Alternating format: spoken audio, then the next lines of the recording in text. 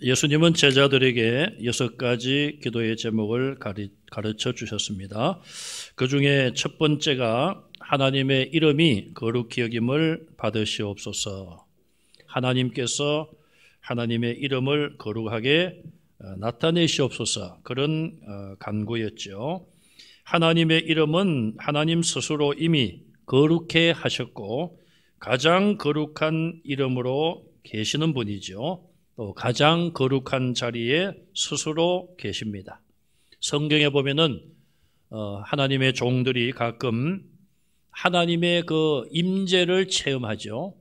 그럴 때마다 그 영광스러운 또 그 거룩함 앞에 엎드러지는 그런 모습을 볼 수 있고, 요한계시록에 장차 하나님 나라의 모습을 우리에게 보여주면서 지금도 그렇습니다마는 또 천군 천사들이 하나님의 보좌를 둘러싸서 거룩하다 거룩하다 거룩하다 큰 소리로 찬양하는 그런 모습을 우리가 볼 수가 있습니다. 이런 거룩한 하나님 아버지의 이름을 우리가 더럽혀서는 안 되는 것이죠. 그러나 이스라엘 백성들은 거룩한 하나님의 이름을 더럽혔습니다. 그것 어떻게 더럽힐까요? 그들이 하나님 말씀대로 살지 않고 죄악 속에 빠져 있을 때에 하나님의 징계가 임합니다. 이방 나라를 들어서 이스라엘을 치게 하십니다. 그럼 이스라엘이 전쟁에서 패배하죠. 그럼 이방 사람들이 어떤 생각을 가지는가? 우리가 믿고 섬기는 신이, 이스라엘이 믿고 섬기는 여호와라는 신을 이겼다. 이런 인간적인 판단을 가지게 되는 것이죠. 그런 일들이 많아질수록 하나님의 거룩한 이름이 더럽혀지는 거예요. 그래서 하나님께서는 내가 이제는 더 이상 내 이름이 더러워지는 것을 보지 못하겠다. 내가 내 이름을 스스로 거룩하게 하리라. 그렇게 이스라엘에게 말씀을 하고 계십니다. 우리 성도들이 이 땅에서 소금의 역할을 감당하지 못할 때에 밖에 버리워지고 사람들에게 밟힐 수밖에 없어요. 그 말은 성도가 성도의 사명을 이 세상 속에서 감당하지 못하면 사람들에게 밟힐 수밖에 없다는 것이고, 우리가 밟히는 것이 문제가 아니라 우리가 믿는 하나님의 거룩한 이름, 우리를 위하여 십자가를 대속해 주신, 십자가에서 대신 죽어주신 예수님의 그 거룩한 이름이 더럽혀질 수 있다는 것입니다. 그래서 우리는 늘 우리의 생각이나 계획이나 우리 마음, 우리의 말과 행동 속에 하나님의 이름을 욕되게 하는 그런 죄악된 어두운 거짓된 것을 다 버리고 공의와 정의를 추구하고 의와 진리를 추구하는 삶을 살아갈 때에 사람들이 우리를 칭찬하면 우리가 믿는 하나님이 높아지는 것이겠죠. 하나님은 가장 높으신 분이시지만 우리의 삶을 통하여 하나님을 모르는 자들이 하나님을 알게 되고 하나님께 돌아오면 그것이 하나님께 큰 영광이 되는 것입니다. 하나님의 거룩한 이름을 날마다 찬양하시고 그 이름을 증거하는 복된 성도들이 되시기를 주님의 이름으로 축원합니다. 예수님이 가르치신 두 번째 기도 제목은 오늘 본문 10절 말씀에 나라가 임하시오며, 헬라어 본문에는 이것이 순서가 바뀌어서 임하시옵소서 당신의 나라가, 앞에 말이 강조되는 말이죠. 임하셔야 된다는 것입니다. 뭐가 임합니까? 하나님의 나라가 임한다는 것이죠. 우리는 언제부턴가 주기도를 나라의 임하옵시며 이렇게 우리가 주기도를 해왔어요.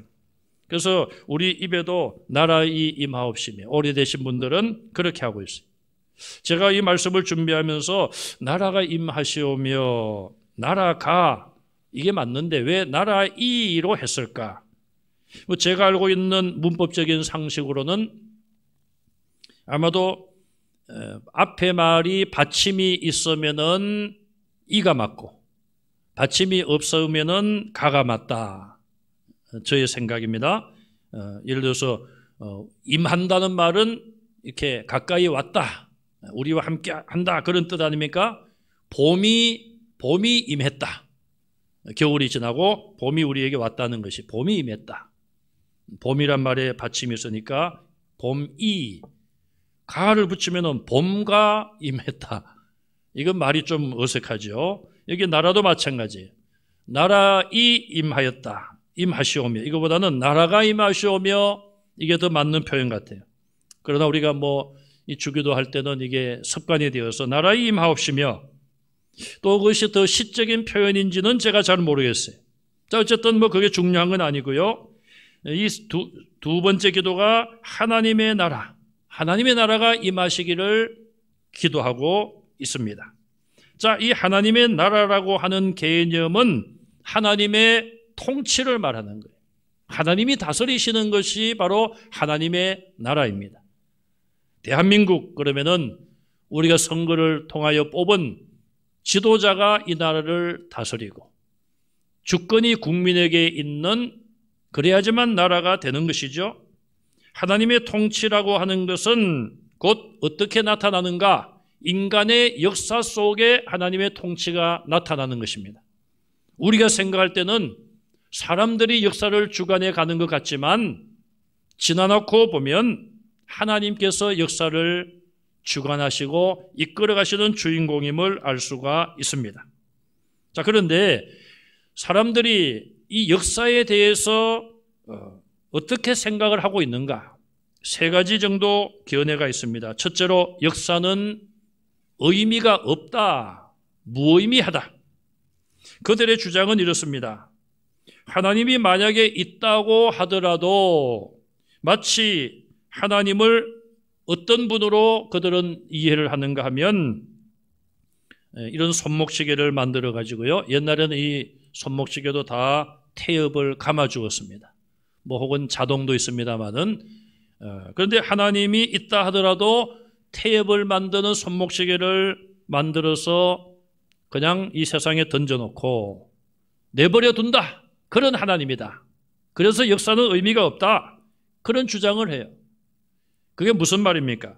자, 태엽을 감아야지만 가는 시계를 하나님이 만드셨다면 하나님께서 이 태엽을 계속 감아주고 관리를 해야 된다는 것이죠.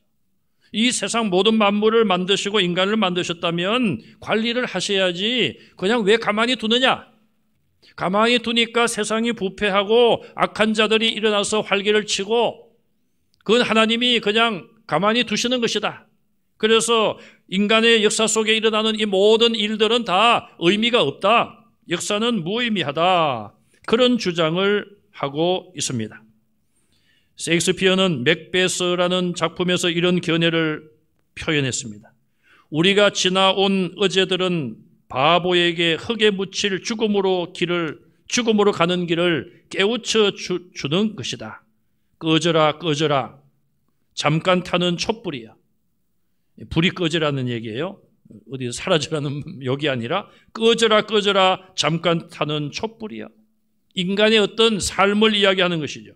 인생은 그저 지나가는 그림자일 뿐, 불쌍한 배우는 무대 위에 선 시간에는 뻐기고 안달복달하지만 그 시간이 지나면 더 이상 아무도 그 말을 들어주지 않는다. 이 말은 인간의 허무와 또 역사는 무의미하다는 것을 표현하는 말입니다. 두 번째 역사의 견해는 헬라 철학 혹은 그리스 철학의 견해입니다. 역사를 하나의 원을 그리며 움직이는 사건들로 해석을 하고 있습니다. 다람쥐가 쳇바퀴를 돌듯이 오늘 일어난 일이 내일도 일어날 수 있고 계속 원을 그리면서 움직이는 것이 인간의 역사다. 어떤 종교에서는 순회, 윤회, 그런 말을 하죠. 윤회. 금생에 사람이 죄를 지으면 내생에 동물로 태어날 수도 있고, 또 동물이 내세에 인간으로 될 수도 있다. 윤회 사상이라고도 합니다만은, 자, 이런 것도 역시 인간의 무상을 이야기하며 또 어떤 의미에서는 선행을 강조하는 말이 될 수도 있겠죠.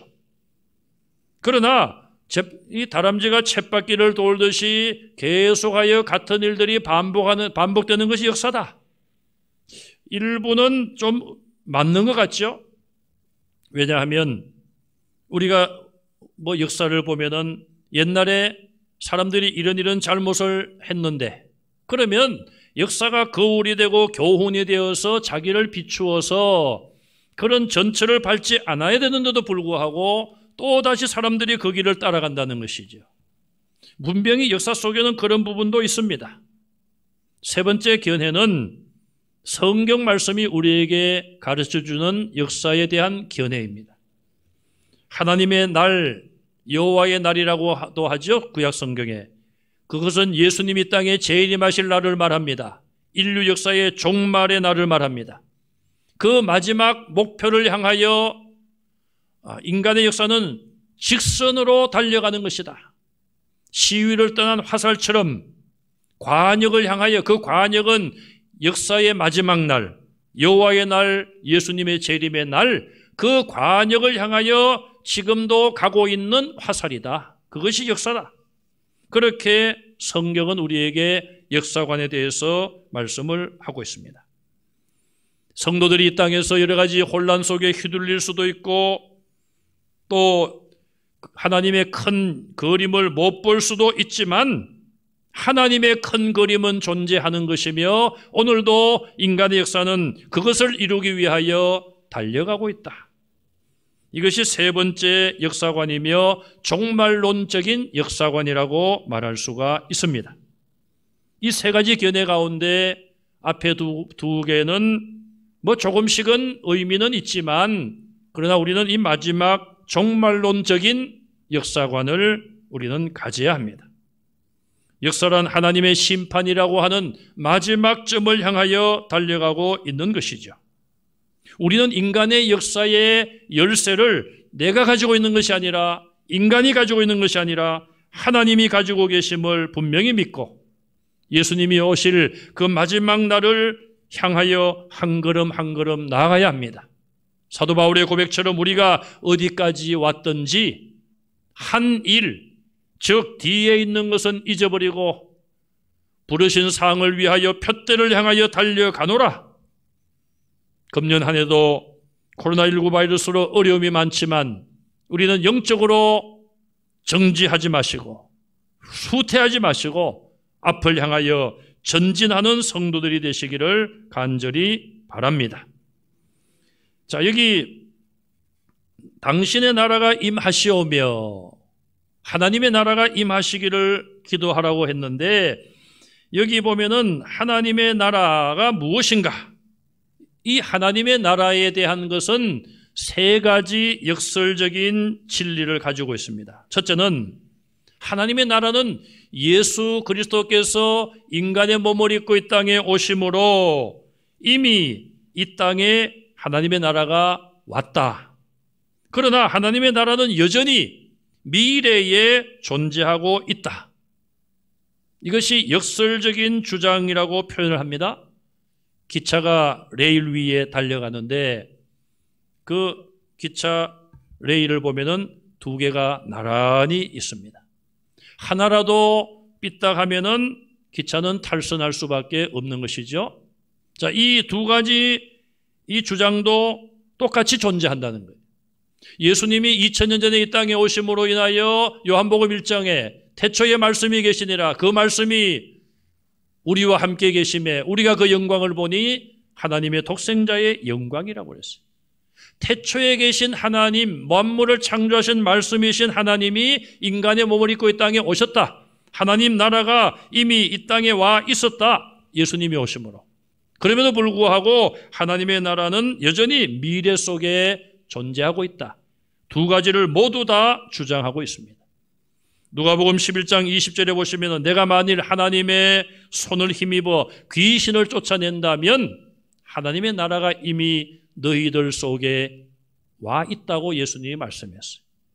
예수님은 하나님의 능력으로 귀신을 쫓아내셨습니다. 그러면 예수님 말씀대로 하면 이미 예수님 당시의 사람들 가운데 하나님의 나라가 임한 것이죠. 그런데 또 예수님께서는 그럼에도 불구하고 나라가 임하시기를 위해서 기도하라고 말씀을 하셨고, 또 많은 비유 가운데서도 장차 임할 하나님 나라에 대해서 교훈을 주신 거예요. 두 번째, 이 하나님 나라에 대한 역설적인 주제는 무엇입니까? 하나님의 나라는 가까이 있지만 그러나 아직은 멀리도 존재한다. 이 두 가지 주장이 다 그대로 공존하고 있습니다. 신약 성경을 기록한 성경 저자들은 보면 이 말세에 대한 것을 인식하고 있었습니다. 만물의 마지막이 되었다. 인류의 역사의 종말이 다가오고 있다. 이것을 늘 인식하고 있었어요. 베드로전서 4장 7절에 베드로 사도는 만물의 마지막이 가까웠으니 정신을 차리고 근신하여 기도하라고 성경에 기록을 하고 있어요. 사도 바울은 고린도전서 7장 29절과 10장 11절에서 그 때가 단축하여졌다. 말세까지의 시간이 단축해졌다는 것이죠. 또 말세를 우리는 만났다, 그렇게 표현하고 있습니다. 로마서 13장 11절 이하에 자다가 깰 때가 벌써 되었다. 우리의 구원이 처음 믿을 때보다 가까워졌다, 그렇게 말하고 있어요.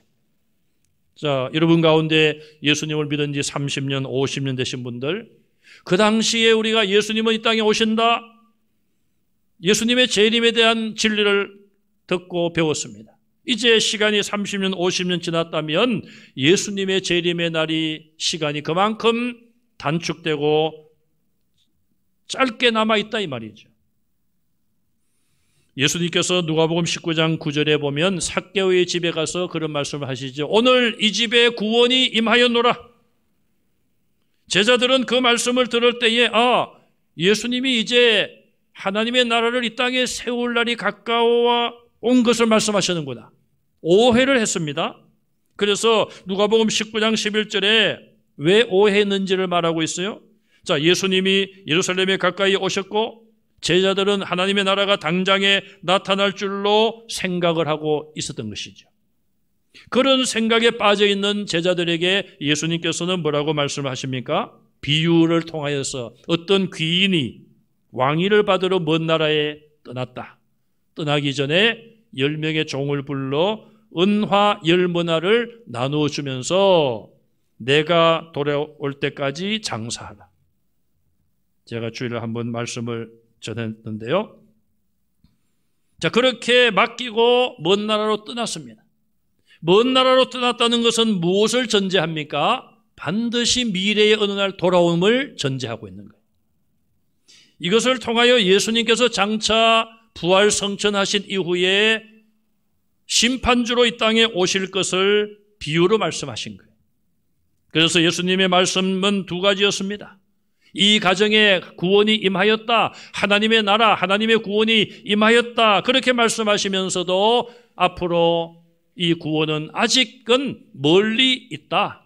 두 가지를 동시에 말씀하셨어요. 세 번째 역설적인 진리가 있습니다. 예수님은 하나님의 나라가 임할 때에 나타날 징조에 대해서 가르치시면서 또 한편으로는 그 때와 시기는 하나님 아버지밖에 모른다. 이렇게 말씀을 했습니다. 마태복음 24장 36절에 그러나 그 날과 그 때는 아무도 모르나니 하늘의 천사들도 아들은 예수님 자신을 말하는 거예요. 아들도 모르고 오직 아버지만 아신다 그랬어요. 인류의 마지막 날 그 때와 시기는 하나님 아버지만이 아신다고 말씀을 하시면서 그러나 마지막 때가 되면 이런 징조들이 나타나리라, 징조들에 대한 힌트를 주신 것이죠. 많은 사람들의 사랑이 식어질 것이요, 가정 안에 원수들이 일어날 것이요, 큰 지진이 일어나고 도처에 전쟁의 소문이 요란하게 일어날 것이다. 그런 모든 것들을 보면 예수님의 재림이 가깝구나, 그걸 말씀하시면서 또한 분명한 시기에 대해서는 하나님 아버지만이 아신다. 역시 두 가지 사실을 모두 말씀하고 있습니다. 결국 논리적으로 볼 때는 두 가지가 존재할 수 없지만 예수님께서는 성경을 통하여 또한 가르침을 통하여 이 두 가지 모두가 다 진리임을 말씀해 주신 것이죠. 그렇기 때문에 이 하나님 나라에 대한 것은 쉬운 문제가 아니라 상당히 어렵다, 이렇게 알 수가 있는 것이죠. 우리 성도들은 역사라고 하는 큰 배를 우리가 생각할 때는 이 배가 지금 어려움을 겪고 부서지고 큰 파도를 만나고 이 배가 제대로 바다를 지나갈 것인가 걱정할 때가 많이 있습니다. 나라에 어려움이 있을 때, 또 오늘날 이 코로나19 바이러스를 이런 사태 속에 살면서 우리 인류가 어떻게 될 것인가 여러 가지 걱정과 염려를 할 때가 있습니다. 그러나 서두에 말씀드린 것처럼 인간의 모든 역사를 하나님이 주장하고 계시고 하나님이 원하시고 뜻하시는 방향으로 오늘도 움직이고 있다는 것을 확신하시고, 또 우리는 조금도 두려워하지 않는 성도들이 되시기를 간절히 바랍니다. 그래서 우리는 하나님의 나라가 임하기를 기도하는 것입니다. 코로나19 바이러스의 어려움 속에서도 하나님이 원하시는 것이 무엇입니까? 하나님의 통치가 이 가운데서도 이루어지게 하여 주시옵소서 기도해야 되는 것입니다. 제가 지난번에도 말씀을 드렸습니다마는 하나님께서 이번 코로나 이 사태를 통하여 우리에게 무엇을 말씀하고 계십니까? 우리가 그동안 비판만 하고 그 실체를 잘 몰랐던 이단들과 잘못된 신학 사상에 빠진 자들과 또 교회나 선교회의 이름을 내걸고 자기의 일을 추구하는 자들, 우리는 정말 그런 내용들이 우리 가운데 심각할 줄은 잘 몰랐습니다. 그런데 이번에 그런 일들이 자꾸만 하나씩 터지는 것을 보면서 하나님이 원하시는 것이 무엇인지를 우리는 깨달아야 할 것입니다. 자, 이 하나님의 나라에 대한 고전적인 이해가 네 가지가 있는, 첫째는 종말론적인 이해가 있습니다. 역사의 마지막 때에 하나님의 나라 천국이 우리에게 선물로 주어질 것이다, 모두가 다 알고 있는 내용이에요. 두 번째는 신비주의적인 이해가 있습니다. 이 말은 하나님 나라는 성도들 마음속에 있다는 주장이에요. 하나님의 나라에 들어간다는 의미는 무엇입니까? 예수님의 제자가 된다는 의미는 무엇입니까? 자기들의 모든 것을 다 포기하고 예수님의 뜻을 따르고 이루기 위해서 노력한다는 것이죠. 하나님의 나라는 하늘에 있지만 우리의 삶 속에, 내 마음 속에 천국이 이루어져야 된다. 이것이 신비적인 천국에 대한 개념이에요. 그래서 이단들은 이것을 근거로 하여서 장차 우리가 들어갈 영원한 천국을 부인하고 있습니다. 그거 봐라, 예수님께서 천국이 이미 너희 마음속에 있느니라고 말씀하시지 않았느냐? 그러면서 미래에 천국은 없다, 그렇게 주장을 하는 것입니다. 왜? 예수님이 너희 마음속에 천국이 이루어졌다고 하지 않았느냐? 그러므로 천국은 우리 마음에 있다는 것입니다. 이 땅에 살면서 마음의 천국을 이루며 살면서 죽으면 그것으로 끝나는 것이다. 이단들은 그렇게 주장을 하고 있어요. 세 번째, 정치적으로 이해를 하는 것입니다. 하나님 나라를 현실 세계 속에서 발견하는 것이죠. 로마의 신성제국, 그 당시에 많은 성도들은 로마의 신성제국을 이루고 온 세계가 로마 중심으로 하나님 나라가 세워질 것을 기대했을 것입니다. 그러나 잘못된 것이었죠. 네 번째로 하나님의 나라와 교회를 동일시하는 견해가 있습니다. 이건 역시 4세기부터 20세기까지 서방 카톨릭 교회에서 하나님의 나라는 교회라는 그런 생각을 해왔습니다. 그래서 때로는 나라의 왕이 교황에게 무릎을 꿇기도 했습니다. 완전히 교황이 왕 위에, 정치 위에 존재하는 그런 권력자였습니다. 그러나 그런 견해도 역시 잘못된 견해지요. 물론 이 네 가지 모두가 다 우리가 조금씩은 생각을 해봐야 되는 것입니다. 첫째로, 장차 예수님이 이 땅에 오시는 것은 사실이고 우리를 천국으로 인도해 가는 것은 사실입니다. 하나님의 약속이에요. 그러므로 우리는 그 약속을 소망 중에 기다리며 준비하는 삶을 살아야 되는 것이죠. 등불을 준비하고 기름을 준비하고 밤이 깊어 언제 오실지 모르실 예수님, 도적같이 오리라, 내가 속히 오리라고 하신 예수님을 만날 준비를 늘 해야 되는 것이죠.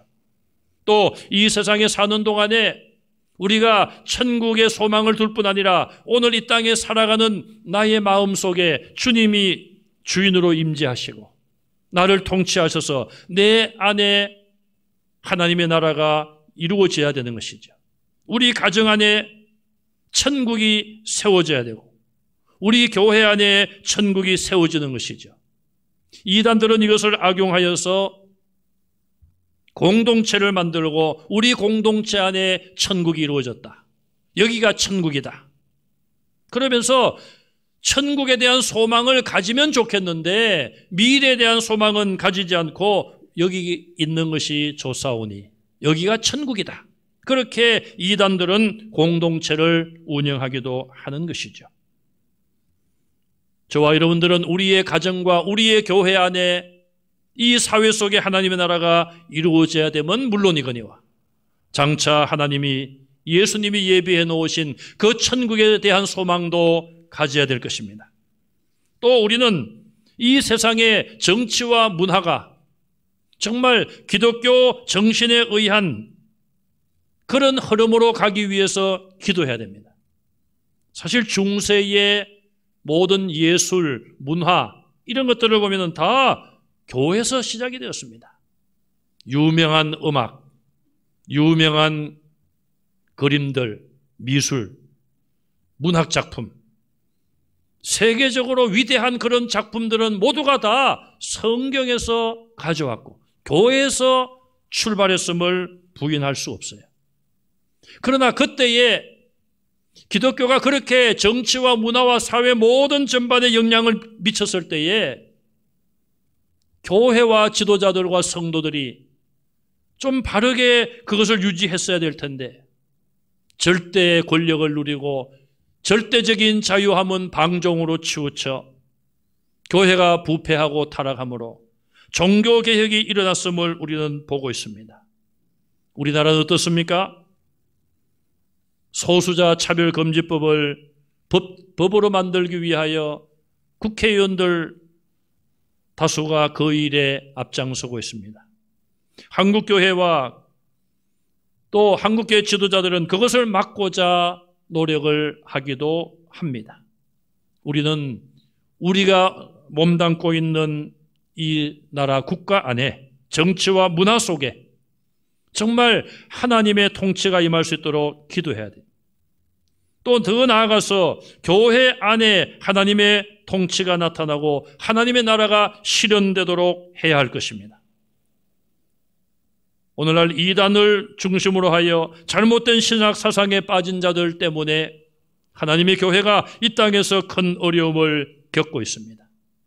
정말 우리는 교회 안에 하나님의 나라를 세워갈 뿐 아니라 이 땅에도 하나님의 통치와 천국의 모습들이 나타나야 될 텐데 우리 스스로도 우리의 모습을 천국의 모습으로 이루지 못하는 이런 잘못을 하고 있지 않는지 우리 자신들을 돌아보아야 할 것입니다. 우리는 모두가 다 하나님 나라에서 영원히 함께 살아야 될 하나님의 가족입니다. 이 땅에서도 주님의 피로 사신 교회에서 우리는 함께 믿음으로 생활해야 되는 것이죠. 그리고 예배와 성도의 교제를 통하여 성도들 모두가 이곳에서 천국을 맛봐야 하는 것입니다. 하나님의 나라가 우리의 마음 속에 우리의 가정과 교회와 이 땅에 임할 수 있도록 기도하는 성도들이 되시기를 간절히 바랍니다. 세 번째 기도 제목은 당신의 뜻이 이루어지는 것입니다. 하나님의 뜻이 이루어지는 것입니다. 하나님의 뜻은 다 이루어지는 것이죠. 자, 하나님이 뜻하신 것이 이루어지지 않는 것이 무엇이십니까? 그럼에도 불구하고 우리는 하나님의 뜻이 이루어지기 위해서 봉사하고 헌신하고 순종해야 된다는 것입니다. 지금도 중동의 여러 나라들, 요르단과 사우디아라비아, 모로코 이런 나라는 왕이 다스립니다. 옛날 우리나라처럼 왕이 다스립니다. 자, 그러면 이 신하들이 그 왕 앞에 가서 왕이시여, 오늘 우리가 다 왕께 순종하기를 원합니다. 그렇게 말할 필요가 있습니까? 당연히 신하들과 국민들은 왕에게 순종을 하는 것이죠. 우리가 하나님의 뜻을 이루어 주십시오. 당연히 하나님의 뜻은 성취가 되는 것이죠. 그러면 우리가 왜 이런 기도를 해야 될까요? 그러면 하나님의 뜻은 무엇일까요? 하나님의 뜻은 이 땅에 하나님의 자녀들이 잘되고 평안하게 사는 것입니다. 이스라엘 백성들에게 십계명을 주시고 여러 법을 주시면서 나는 너희가 형통하고 평안하기를 원하노라. 그들이 잘못되고 그들이 어려움을 겪고 그것이 하나님이 원하시는 것이 아니었습니다. 그들이 잘되고 평안하는 것을 원하시는 것이 하나님의 뜻입니다. 우리의 부모님들, 우리는 다 부모님들을 통하여 사랑을 받았습니다. 우리 부모님들이 저와 여러분들 자녀들에게 원하는 것이 무엇일까요? 부모님들이 원하시는 것은 자식들이 부모님과 좋은 관계를 유지하고 형제간에 서로 우애하고 평안하게 큰 어려움 없이 살아가는 것, 그것이 부모님이 원하시는 것일 것입니다.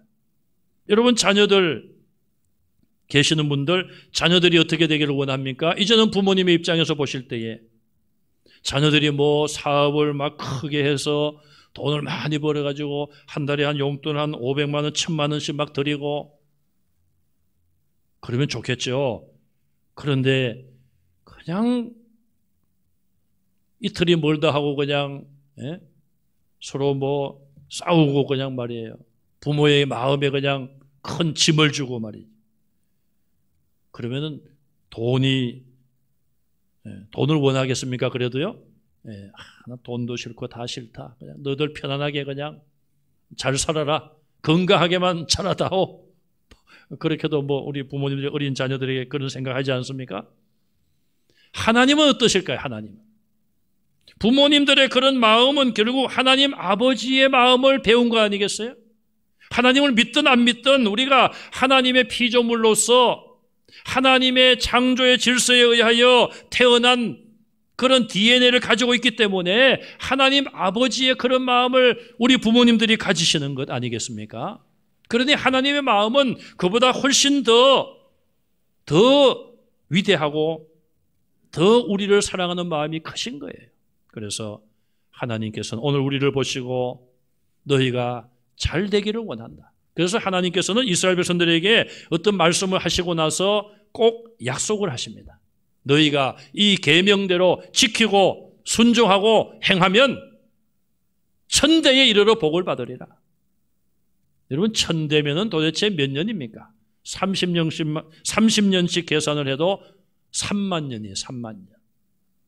지구 역사가 성경적으로 보면은 뭐 한 6,000년 좀 넘었다고 보는데 이 세상에서는 또 뭐 수억 년 그렇게 보지 않습니까? 어쨌든 하나님 말씀대로 순종하고 하면은 천대에 이르러 복을 받으리라. 그러나 반대로 말씀을 지키지 아니하고 악을 행하면은 그 죄의 값이 3, 4대에 이를 수 있다는 것이죠. 하나님께서 이스라엘 백성들을 괴롭히려고 계명을 주신 것이 아니에요. 그 말씀대로 살면 그들이 건강하고 잘되고 평안을 누린다는 것입니다. 이것이 하나님의 뜻이에요. 거대한 하나님의 뜻이 따로 있는 것 아닌가? 우리가 기도할 때도 하나님 뜻이 무엇입니까? 가르쳐 주십시오. 기도해야 되지만 하나님의 뜻은 우리가 거룩하고 평안하고 이웃을 사랑하고 우리의 마음속에 그런 하나님이 주시는 평강이 있는 것, 여러분 가정에, 우리 교회에, 이 나라에 그런 평화가 있는 것, 이것이 하나님의 뜻입니다. 그러면 우리가 하나님의 이 뜻을 이루기 위해서 우리의 삶 속에 가정과 가족을 또 교회 안에서 정말 이 민족 안에 하나님을 모르는 자들에게 복음을 전해야 되지 않겠습니까? 내가 예수님 믿고 예수님 만나고 내 마음에 천국이 이루어지고 우리 가정에 천국이 이루어졌다면은 아직도 천국을 이루지 못하는 사람들에게 이 복음을 전하여 그들 심령에도 천국이 이루어지고 그들 가정에도 천국이 이루어지고 그들이 하나님의 뜻대로 평안함을 누리는 것, 하나님께 돌아와서 회개하고 하나님을 찬송하고 예배할 때에 하나님이 기뻐하시는 것, 이것이 하나님의 뜻임을 우리가 깨닫고 하나님의 뜻을 이루는 일에 힘쓰시기 바랍니다. 그러기 위해서는 이웃을 사랑해야 되죠. 내 몸과 같이 사랑하고 아끼고 나보다 더 낫게 여겨야 되지 않겠습니까? 그리고 하나님을 모르는 자들에게 하나님 아버지의 이 놀라운 사랑을 전하는 우리 성도들이 다 되셔서 하나님의 나라가 우리 가운데 임하시고 하나님의 뜻이 땅에서도 이루어지는 그런 아름다운 역사를 여러분들의 삶 가운데 바라보시기를 주님의 이름으로 축원합니다.